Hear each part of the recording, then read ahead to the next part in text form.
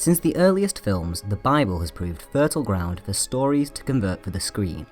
Over the last century, filmmakers have told the story of Noah's Ark, Samson and Delilah, and Jesus Christ.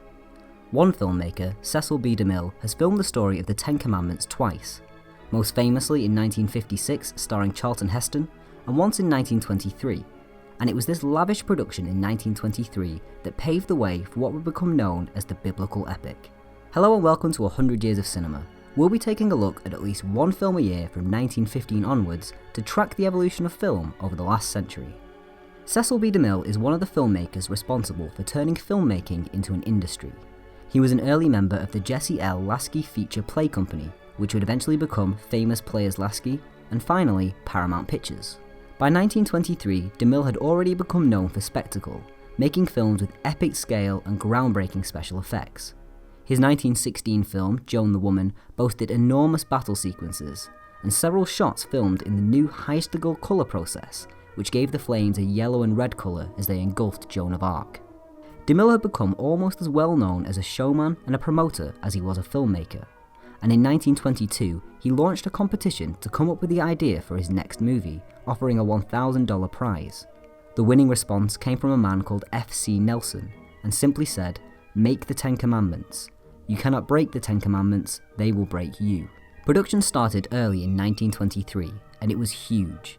DeMille used 1,600 craftsmen to recreate an 18-mile-long set of ancient Egypt, complete with 4 40-ton statues of Ramses II and 5 sphinxes. It was at the time the largest film set ever built. And it wasn't just the scale that made the film impressive, it also had some amazing special effects. DeMille parted the Red Sea by filming 2 blocks of gelatin being flooded with water. When he played the shots in reverse, it appeared as if the sea had formed 2 walls.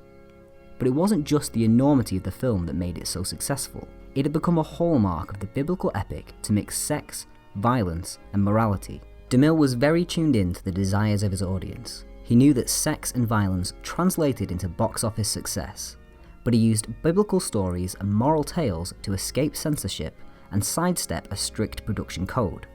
This meant that films like 1962's The Last Day of Sodom and Gomorrah felt comfortable including scenes of torture and erotic dance, if at the end the characters could be shown to be morally wrong. As film historian Arthur Knight said, you can have 6 reels of ticket-selling sinfulness if in the 7th reel all the sinners come to a bad end. Perhaps the best example of the biblical epic is the 1956 remake of the Ten Commandments, also directed by Cecil B Demille. He ramped up the sets, action and special effects, culminating in the parting of the Red Sea, which many consider to be one of the best special effects in cinema history. It was one of the most profitable films of the decade, and even today, if you adjust for inflation, it's still the 7th highest grossing film of all time. Recently, the biblical epic has made a comeback with films like Noah and Exodus, Gods and Kings. Almost a century later, the Ten Commandments is still impacting the way that we make films, and with some of Hollywood's best directors making films based on religious texts, it looks like the biblical epic is here to stay. Thanks for watching 100 Years of Cinema. Let me know your favourite biblical epic in the comments below, and subscribe so we can travel through the history of film together.